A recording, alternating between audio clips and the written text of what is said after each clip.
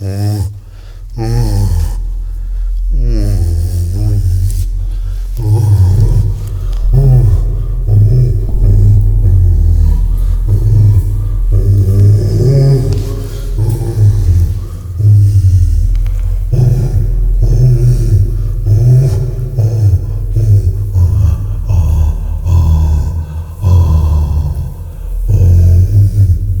can imagine, some people sitting as we are, with candles there.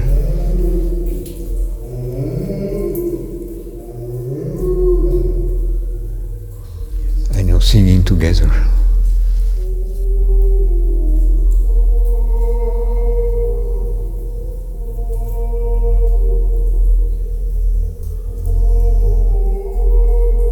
Celebrating the animal, the physical animal, but also the energy of the animal, and also, of course, the spirit of the animal.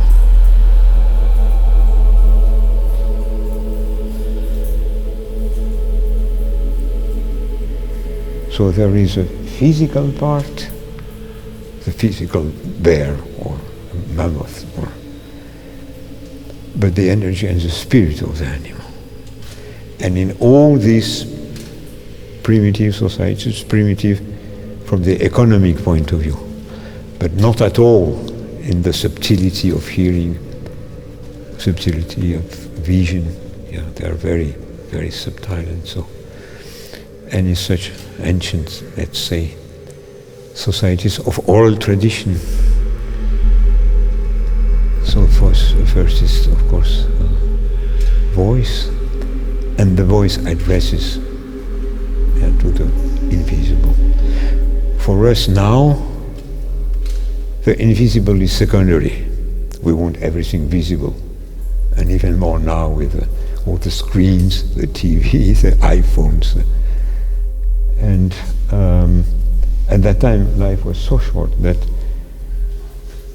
what was before life and after death was an important question. So if you look at art of ancient civilization, the best part of the art, be it painting, sculptures, is addressed to the invisible. Look at the ancient Egyptian art. It's addressed to gods. Ancient Greek, ancient Indian in India, ancient Christian. Well, of course, you have the everyday art also, for a beautiful cup, for a beautiful iron tool, for knives or swords.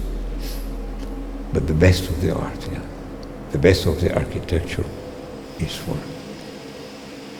churches, basilicas, as here in Vezle, Gothic cathedrals. So addresses. And here also you have the spirit of the animal. And the shamanic process is addressing to the invisible.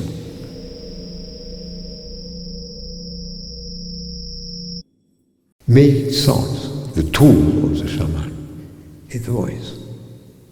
And the first step is to imitate growls, cries, and so on, sounds of animals.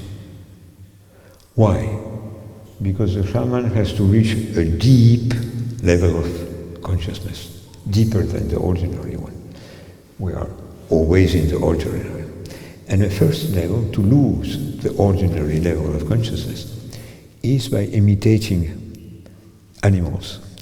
When for children you play you are a wolf. Or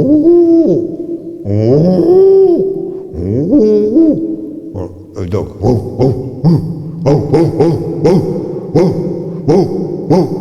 And you become almost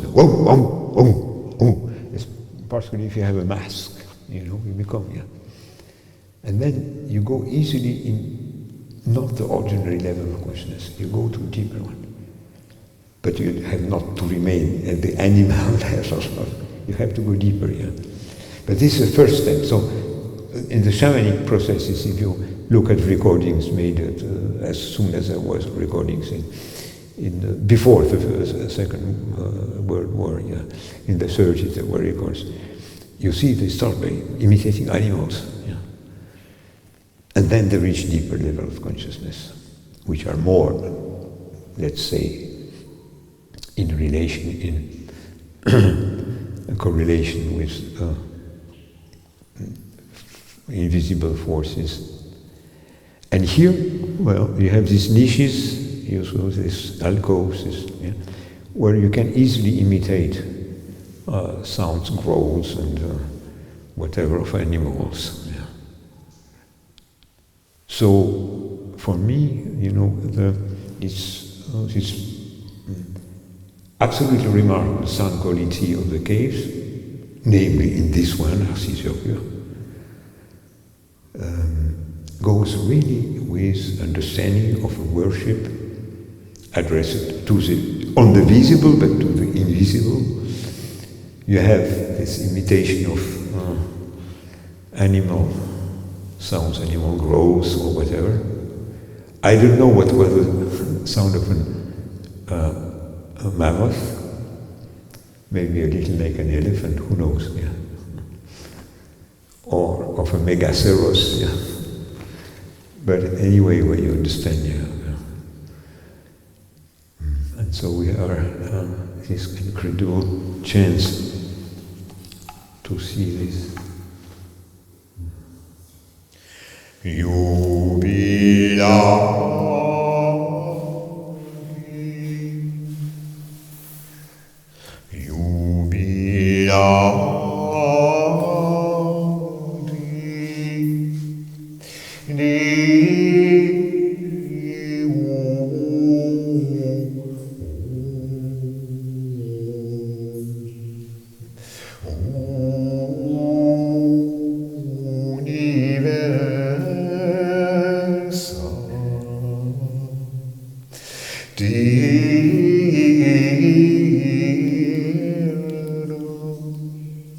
Jubila